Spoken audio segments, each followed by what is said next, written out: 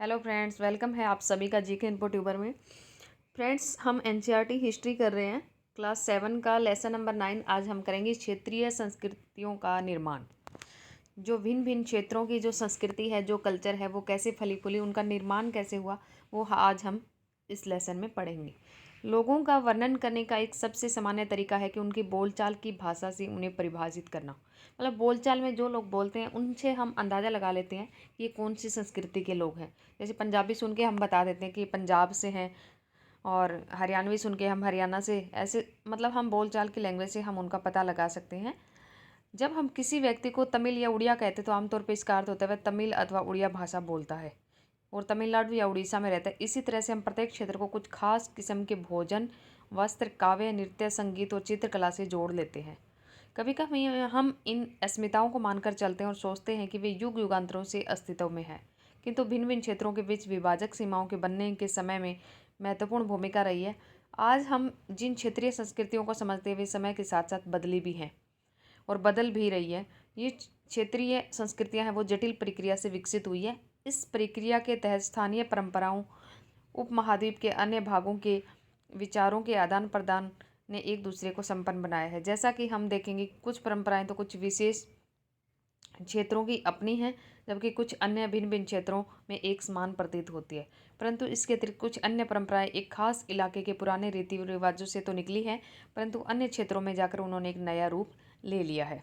एक दूसरे से निकलती है, लेकिन वो दूसरी जगह पर के जाकर के उसके तौर तरीकों में हम चेंज कर लेते हैं तो वो थोड़ा नया रूप ले लेती है। उसके बाद आता है चेर और मलयालम भाषा।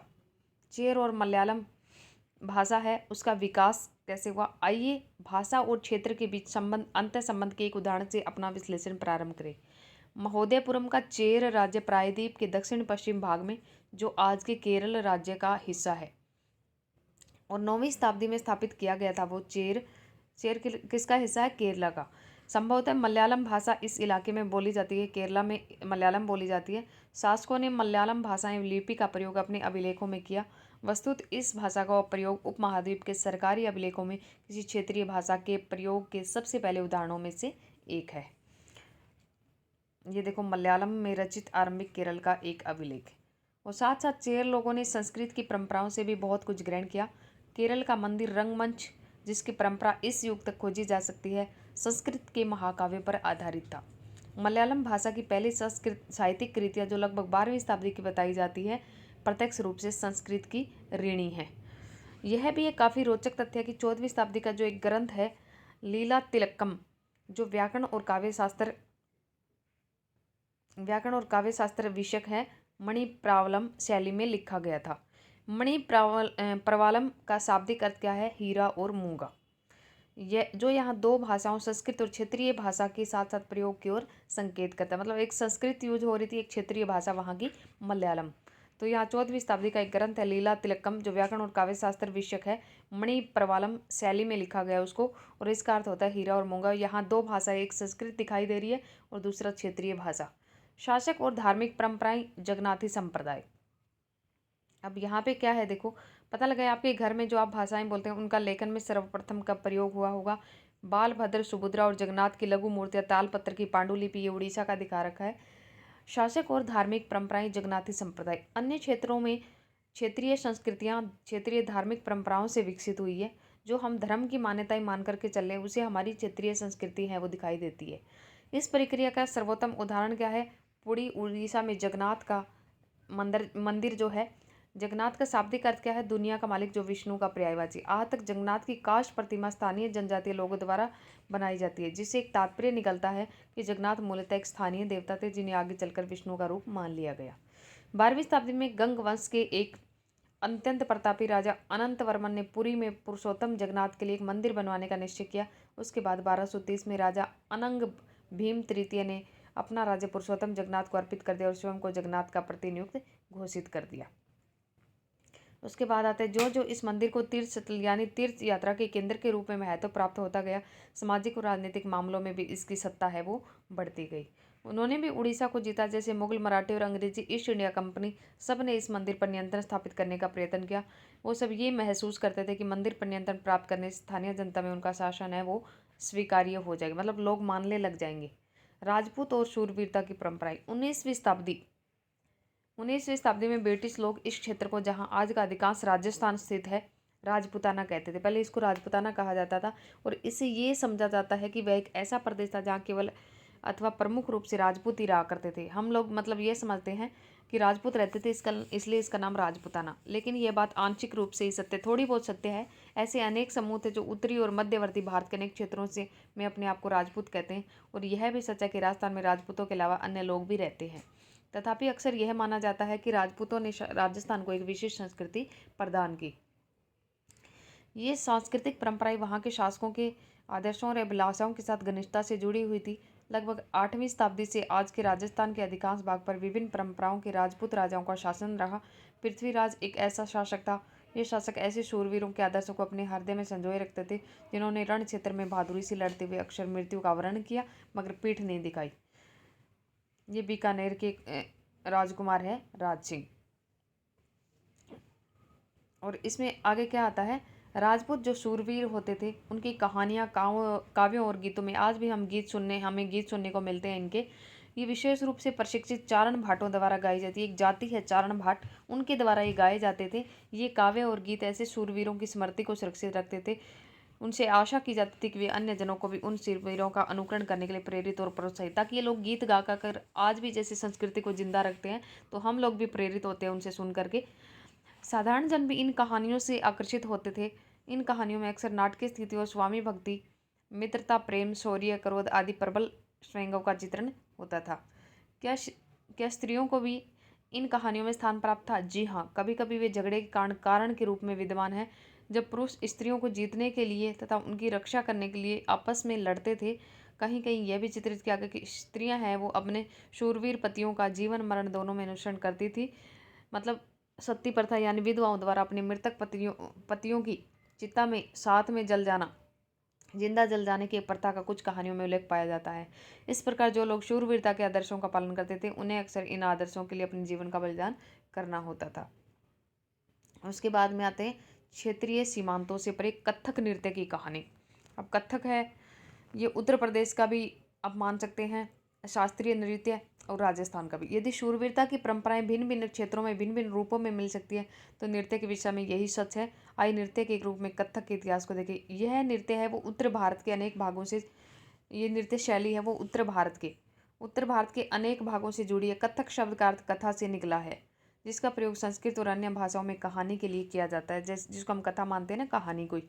कथक मूल रूप से उत्तर भारत के मंदिरों में कथा यानी कहानी सुनाने वालों की एक जाति होती थी। और ये कथाकार अपने हाव भाव और संगीत से अपने कथा वाचन को अलंकृत किया करते, मतलब हाथ भाव से नाच के उस कथा को कह देना, तो वो एक कथक हो जाता था। मतलब उसको डांस का रूप दे दिया और साथ में एक कथा बोल करके एक संगीत के माध्यम से उसको संगीत दे दिया, तो एक कथक डांस कहलाया। 15वीं और 16वीं शताब्दी में भक्ति आंदोलन के प्रसार के साथ कथक एक विशिष्ट नृत्य शैली का रूप धारण करने लगा। मतलब एक बहुत अच्छे तरीके से उसको किया जाने लगा। राधा कृष्ण के पौराणिक आख्यान, मतलब राधा कृष्ण की कहानियाँ, पुरानी लीजेंडरी स्टोरीज लोक नाट्य के रूप में प्रस्तुत किए जाते थे, जिन्हें रासलीला कहा जाता था। और रासलीला में लोक नृत्य के साथ कथक कथाकार के मूल हाव भाव भी जुड़े होते थे। मुगल बादशाह और उनके अभिजातों के शासनकाल में कथक नृत्य राज दरबार में प्रस्तुत किया जाता था, जहाँ इस नृत्य ने अपने वर्तमान अभिलक्षण अर्जित किए और वह एक विशिष्ट शैली के रूप में विकसित हो गया। और आगे चलकर यह परंपरा है वो घरानों में फला फूला। राजस्थान, जयपुर के राज दरबारों में और लखनऊ का भी ये कथक डांस है वो शास्त्रीय नृत्य है, और इधर से राजस्थान का भी। अवध के अंतिम नवाब वाजिद अली शाह के संरक्षण में ये बहुत उभरा था। तो अगर ये क्वेश्चन आ जाए कि किसके संरक्षण में ये ज़्यादा उभरा कला के रूप में, तो अवध के अंतिम जो नवाब थे वाजिद अली शाह, उनके संरक्षण में 1850 से 1875 के दौरान ये नृत्य शैली है उसके रूप में इन दो क्षेत्रों में नहीं, बल्कि आज के पंजाब, हरियाणा, जम्मू, बिहार और एमपी के निकटवर्ती इलाकों में भी पक्के तौर पर संस्थापित हो गया। और इसकी परिस्थिति में कलिष्ठ तथा मेन इसमें क्या होती है, पद संचालन, द्रुत पद संचालन होता है। मतलब जल्दी जल्दी जैसे होता है ना, पैरों का संचालन करना बहुत अच्छे तरह से। उत्तम वेशभूषा और कहानियों के प्रस्तुतिकरण और अभिनय पर जोर दिया जाने का। इसमें कृष्ण और राधा उनका जिक्र आता है, उनकी कथा को जैसे डांस के रूप में दिखाना, रासलीला। अनेक अन्य सांस्कृतिक गतिविधियों की तरह कथक को भी 19वीं और 20वीं शताब्दी में अधिकांश ब्रिटिश प्रशासकों ने नापसंद किया, फिर भी ये जीवित बचा रहा और गणिकाओं द्वारा पेश किया जाता रहा। स्वतंत्रता प्राप्ति के बाद तो देश में 6 शास्त्रीय नृत्यों के रूप में मान्यता मिल गई और ये भी उसमें शामिल था। किस कला रूप को शास्त्रीय माना जाए? इस प्रश्न का उत्तर देना अक्सर बहुत कठिन होता है। क्या हम उस रूप या शैली को शास्त्रीय कहते हैं जिसका विषय धार्मिक हो, अथवा क्या हम उसे शास्त्रीय इसलिए मानते हैं क्योंकि उसके लिए अत्यधिक कौशल की आवश्यकता होती है जो कई वर्षों के लंबे प्रशिक्षण से प्राप्त होता है, अथवा ये शास्त्रीय इसलिए है क्योंकि निर्धारित नियमों के अनुसार प्रदर्शित और प्रस्तुत किया जाता है और उसमें विभिन्नताओं को प्रोत्साहन नहीं किया जाता। ये ऐसे प्रश्न है जिन पर हमें विचार करने की आवश्यकता है। मतलब किसको शास्त्रीय बोला जाए, किस नृत्य की किस फीचर को देखकर। यह भी स्मरणीय है कि बहुत से ऐसे नृत्य रूप हैं जिन्हें लोक नृत्य की श्रेणी में रखा गया, वे विशेषताएं पाई जाती है जिन्हें शास्त्रीय रूपों का विशिष्ट लक्षण बताया जाता है। यद्यपि शास्त्रीय विशेषण का प्रयोग उन कला रूपों की श्रेष्ठता का सूचक हो सकता है, फिर भी यह हमेशा शब्दांश सही नहीं होता। अतः नृत्य रूप जिन्हें हम इसमें शास्त्रीय माना जाता है उसमें कौन कौन से है? भरतनाट्यम है तमिलनाडु का, कथकली है वो केरल का, उड़ीसा का, कुचिपुड़ी आंध्र प्रदेश का और मणिपुरी है वो मणिपुर का, और कथक ये हमारा हो गया उत्तर प्रदेश और राजस्थान का। उसके बाद आते हैं संरक्षकों के लिए चित्रकला, लघु चित्रों की परंपरा। एक अन्य परंपरा जो कई रीतियों से विकसित हुई वह थी लघु चित्रों की परंपरा। लघु चित्र छोटे आकार के चित्र होते हैं जिन्हें आमतौर पर जल रंगों से कपड़े या कागज पर चित्रित किया जाता है, उन्हें लघु चित्र। प्राचीनतम लघु चित्र तालपत्र और लकड़ी की तख्तियों पर चित्रित किए गए थे। इनमें से सर्वाधिक सुंदर चित्र है जो पश्चिम भारत में जैन ग्रंथों को सचित्र बनाने के लिए प्रयोग किए गए थे। मुगल बादशाह अकबर, जहांगीर और शाहजहां ने अत्यंत कुशल चित्रकारों को संरक्षण प्रदान किया था जो प्राथमिक रूप से इतिहास और काव्यों की पांडुलिपियां चित्रित करते थे। ये पांडुलिपियां आमतौर पर चटक रंगों में चित्रित की जाती थी और उनमें दरबार के दृश्य, लड़ाई और शिकार के दृश्य और सामाजिक जीवन के अन्य पहलू है वो चित्रित किए जाते थे। अक्सर उपहार के तौर पर भी इन चित्रों का आदान प्रदान किया जाता था। मान लिया किसी ने चित्र बनवा दिया, अगर किसी राजा को दूसरे राजा को उपहार देना है तो उन चित्रों को एक फ्रेम के अंदर लगा करके और उसको गिफ्ट दे देते थे, और कुछ गिने चुने लोगों, बादशाह और उनके घनिष्ठ जनों द्वारा ही देखे जाते थे। उसके बाद आता है मुगल साम्राज्य के पतन के साथ अनेक चित्रकार मुगल दरबार छोड़कर नए उभरने वाले क्षेत्रीय राज्यों के दरबारों में चले गए। परिणाम स्वरूप क्या हुआ? मुगलों की कलात्मक रुचियों ने दक्षिण के क्षेत्रीय दरबारों, राजस्थान के राजपूती राज दरबारों को प्रभावित किया, लेकिन इसके साथ ही उन्होंने अपनी विशेष विशेषताओं को सुरक्षित रखा और उनका विकास भी किया। मुगल उदाहरणों का अनुसरण करते हुए शासकों और उनके दरबारों के दृश्य चित्रित किए जाने लगे। इसके साथ साथ मेवाड़, जो उदयपुर वाला एरिया, जोधपुर, बूंदी, कोटा और किशनगढ़ जैसे क्षेत्रों में पुरानी कथा और काव्यों के विषयों का चित्रण बराबर जारी रहा। ऐसा ही एक अन्य क्षेत्र था आधुनिक हिमाचल प्रदेश के इर्द गिर्द हिमाचल की तलहटी का इलाका। 17वीं शताब्दी के बाद वाले वर्षों में इस क्षेत्र को लघु चित्रकला की एक साहसपूर्ण और भावपूर्ण शैली का विकास हो गया, जिसे बसोहली शैली, क्या शैली बोलते हैं हिमाचल की साइड से? बसोहली शैली। यहाँ जो सबसे लोकप्रिय पुस्तक चित्रित की थी वह थी भानुदत्त की रास मंजरी। 1739 में नादिर शाह का जो आक्रमण हुआ और दिल्ली विजय के परिणामस्वरूप मुगल कलाकार मैदानी इलाकों की अनिश्चितताओं से बचने के लिए पहाड़ी क्षेत्रों की ओर पलायन कर गए और उन्हें वहां जाते ही आश्रयदाता तैयार मिले, जिनके फलस्वरूप चित्रकारी की कांगड़ा शैली विकसित हुई। और पहले बसोहली शैली और अब चित्रकारी की कांगड़ा शैली। तो 18वीं शताब्दी के मध्य भाग तक कांगड़ा के कलाकारों ने एक नई शैली विकसित करी जिन्हें लघु चित्रकारी में एक नई जान डाल दी। उनकी प्रेरणा का स्रोत वहाँ की वैष्णव परंपराएं थी। ठंडे नीले और हरे रंग, अब इसमें कौन से रंगों का प्रयोग किया गया? कांगड़ा शैली के अंदर नीले और हरे रंग और कोमल रंगों का प्रयोग विषयों की काव्यात्मक निरूपण कांगड़ा शैली की विशेषता थी। अगर पूछा जाए आपसे कांगड़ा शैली की विशेषता तो आपने क्या करना है? ठंडे नीले और हरे रंग सहित कोमल रंगों का प्रयोग। स्मरण रहे कि साधारण स्त्री पुरुष भी बर्तनों, दीवारों, कपड़ों, फर्श आदि पर अपनी कलाकृतियां चित्रित करते थे। कला के इन नमूनों में से कुछ ही बच पाते थे। इसके विपरीत लघु चित्र है वो राजमहलों में सावधानीपूर्वक रखे जाते थे जिन्हें वे सदियों ताकि वो सदियों तक सुरक्षित रहे। उसके बाद आता है बंगाल। बंगाल के अंदर क्या था? एक क्षेत्रीय भाषा का विकास। जैसा कि हमने शुरू में देखा था, हम अक्सर क्षेत्रों के नाम पर वहाँ के निवासियों द्वारा बोली जाने वाली भाषा के अनुसार निर्धारित करते हैं। वे बोली देख के हम पहचान लेते हैं कि फलां बंदा है वो कहाँ से बिलोंग करता है।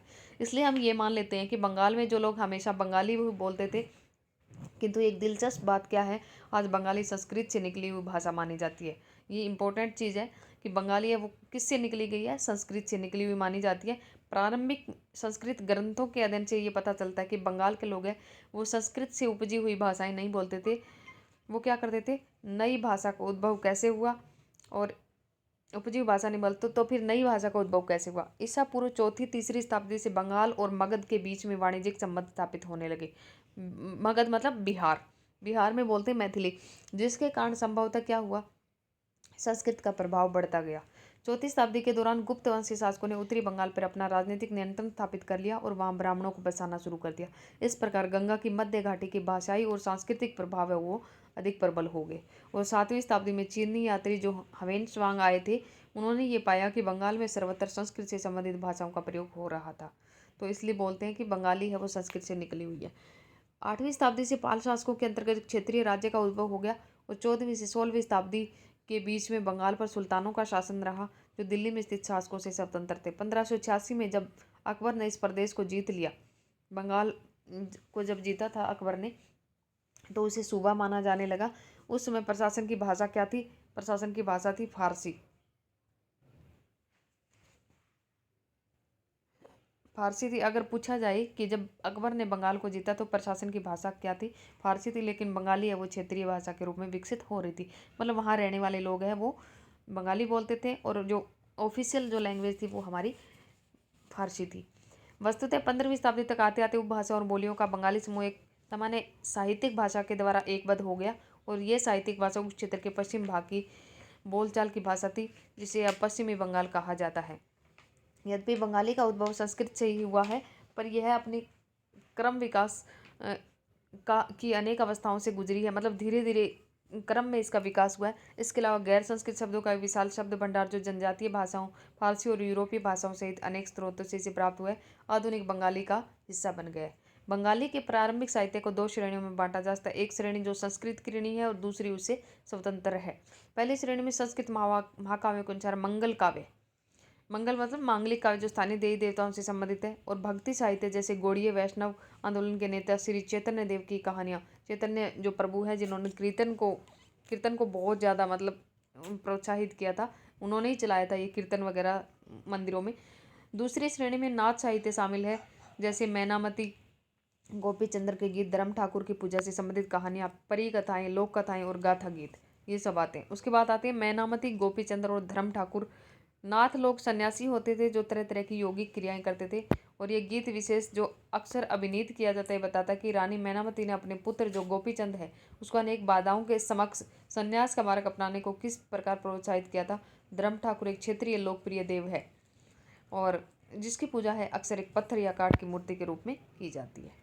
उसके बाद आता है पहली श्रेणी के ग्रंथों का काल निर्णय करना अपेक्षाकृत सरल है, क्योंकि ऐसी अनेक पांडुलिपियां पाई गई जिनमें यह अंगित किया गया है कि उनकी रचना है वो 15वीं शताब्दी के उत्तरार्ध में और 18वीं शताब्दी के मध्य भाग के बीच की गई थी। दूसरी श्रेणी की कृतियां वो मौखिक रूप से कही और सुनी जाती थी, इसलिए उनका काल निर्णय सही नहीं किया जा सकता, सही नहीं किया जा सकता। वे खास तौर में पूर्वी बंगाल में लोकप्रिय थी और जहाँ ब्राह्मणों का प्रभाव अपेक्षाकृत कम था। अब आते हैं पीर और मंदिर। फारसी है भाषा का शब्द है पीर, जिसका अर्थ होता है आध्यात्मिक मार्गदर्शक। कई बार ये पूछ लिया जाता है कि पीर है वो कौन सी भाषा का शब्द है, तो ये फारसी का है।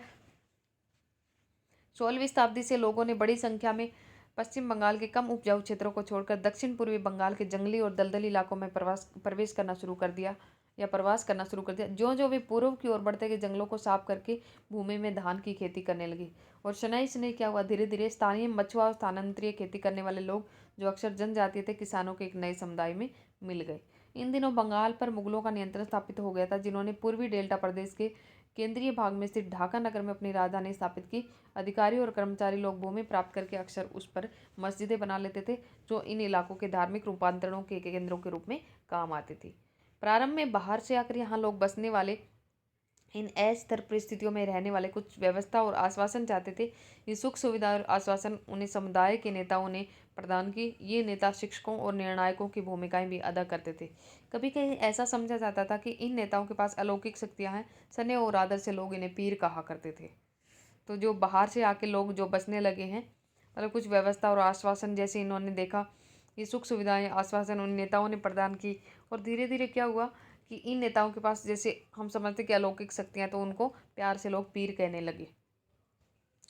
इस पीर श्रेणी में संत और सूफी और अनेक धार्मिक महानुभाव, साहसी उपनिवेशी, देवत्व प्राप्त सैनिक और योद्धा, विभिन्न हिंदू और बौद्ध देवी देवता और यहाँ तक कि जीवात्माएं भी शामिल थे।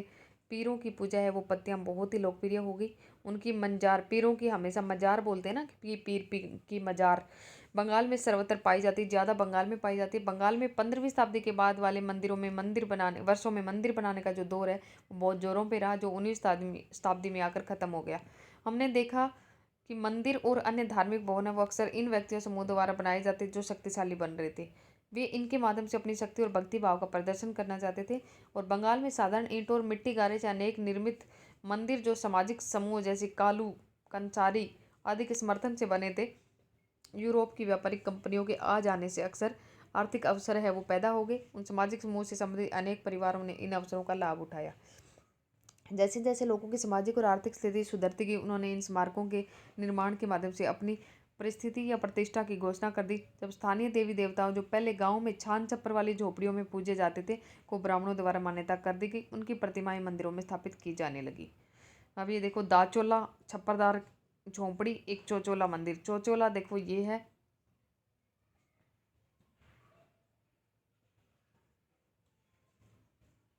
पहले तो मतलब समझेंगे हम जीववाद का। ये मानना कि पेड़ पौधे, जड़ वस्तु और प्राकृतिक घटनाओं में भी जीवात्मा होती है, उसको बोलते हैं जीववाद। और उसके बाद फारसी भाषा है, फारसी भाषा का शब्द है पीर। और उसके बाद हमारा आगे आता है,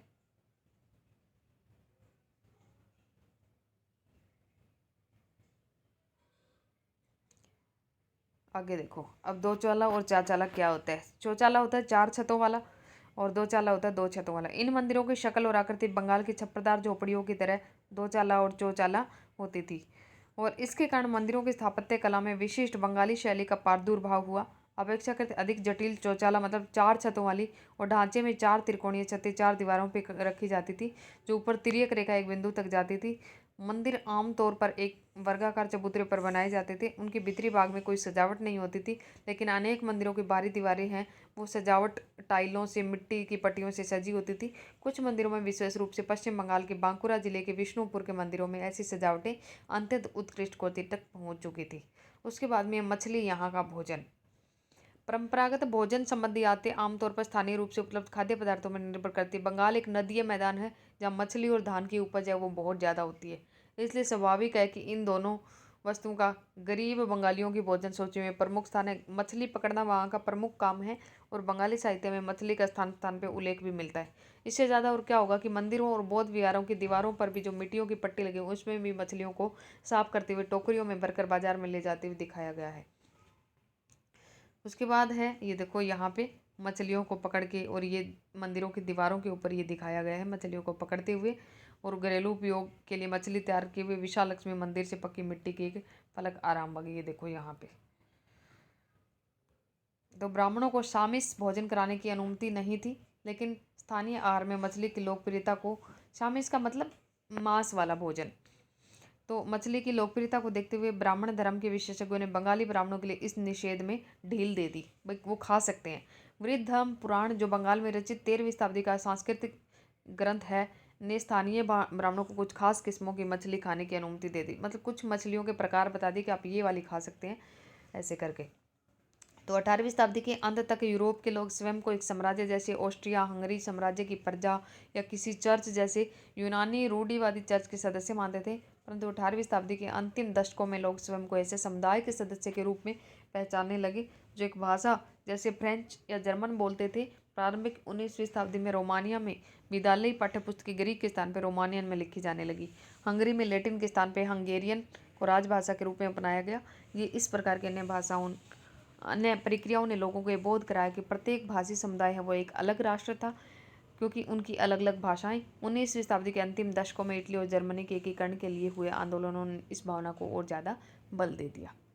तो ये था हमारा क्षेत्रीय संस्कृतियों का निर्माण, कैसे हमारी संस्कृतियाँ बनी, कैसे कैसे पीर बने, कैसे मंदिर बने, बंगाल में क्या हुआ, उड़ीसा में क्या हुआ, तमिलनाडु में क्या हुआ, तो ये सब आज हमने पढ़ा। अब हमारा एक लेसन और बचा है, इसके बाद 7th क्लास की हिस्ट्री ख़त्म, उसके बाद नेक्स्ट 8th क्लास की हिस्ट्री हम स्टार्ट करेंगे और उसके बाद में ज्योग्राफी स्टार्ट करेंगे। तो 6, 7, 8 की हमारी जीएस है वो कंप्लीट हो जाएगी। तो आज के लिए इतना ही। नेक्स्ट वीडियो में नेक्स्ट लेसन और 7th क्लास का एंड हिस्ट्री के चैप्टर का तो हम नेक्स्ट वीडियो के अंदर पढ़ेंगे। वीडियो को लाइक शेयर और सब्सक्राइब कर देना। कोई भी आपका क्वेश्चन हो तो कमेंट बॉक्स में डाल देना और बेल आइकन को प्रेस कर देना। Take care, bye bye.